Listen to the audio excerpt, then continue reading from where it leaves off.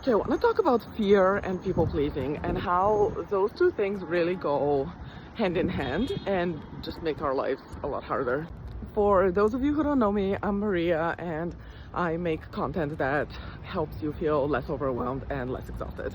Okay, so fear is extremely powerful. It feels like very obvious, but it's worth remembering that.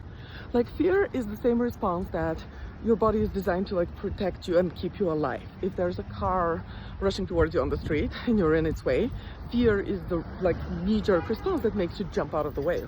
Because that flinch and that like jump out of the way response is designed to keep you alive, it's also designed to like override logic and creative thinking and like all of those things in the moment and like problem solving.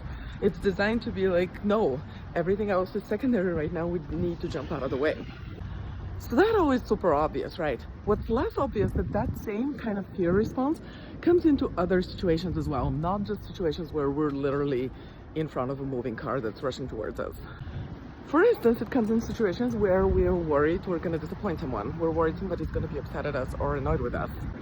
Because there probably was a time in your life when somebody being angry with you, upset with you, annoyed with you was actually physically threatening. Whether that was when you were a kid or like when friends were upset with you and you felt excluded from the group, where your caretakers were upset with you and you felt like just physically threatened. And the body remembers those times. Your nervous system remembers those times. So now it has learned to equate somebody being upset with you with an actual kind of physical threat to your safety. And that overrides like any logic and anything that you wanna kind of think your way through, right? That's why when somebody is in front of you, whether physically in front of you or in the form of like a message or an email, that fear response kicks in. And your nervous system is like, we must not upset this person, we must not disappoint this person. And you end up doing whatever it takes in the moment to not disappoint the person, right? That's why there's such a big difference in what you plan to do when you're not in that situation and in that moment of high stress and where the fear kicks in, and what you actually do in that moment.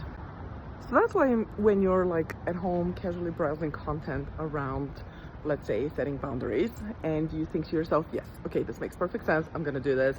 Next time I get an email about working late, I'm gonna say no. In that moment, you're not in that sort of, nobody's in front of you asking you to work late, so it feels easy to logic your way into the right response, right? Like to the response that you want for yourself. It's easy in that moment to be like, yeah, I'm just gonna say no next time, it makes total sense.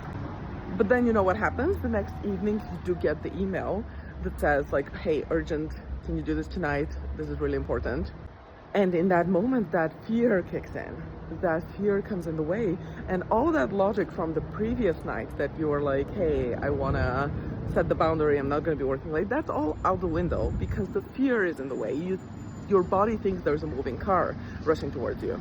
And you end up doing like the automatic response of just saying, yes, absolutely, I can do this. So like no amount of reading more information about boundaries is really gonna help you, because it's that fear response in the moment that prevents you from setting the boundary, not understanding boundaries more or kind of trying to really power through and set boundaries. What we need to work on is that fear response. Once we get rid of and lower the volume down on that fear response, then when you're in the moment and you get the email, you're not going to feel compelled to automatically say yes. But that requires really working through that fear and lowering down the volume on the fear before that moment, so that when the moment comes, like the response is so much easier.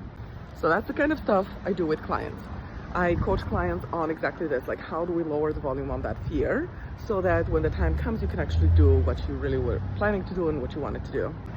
And I have a 6-week coaching program where we're going to be working on exactly those things with you so that it can become so much easier for you to do the things you want, set the boundaries, and kind of have more agency and control of your life. You can find details on that and information on how to apply if you click the link in my bio.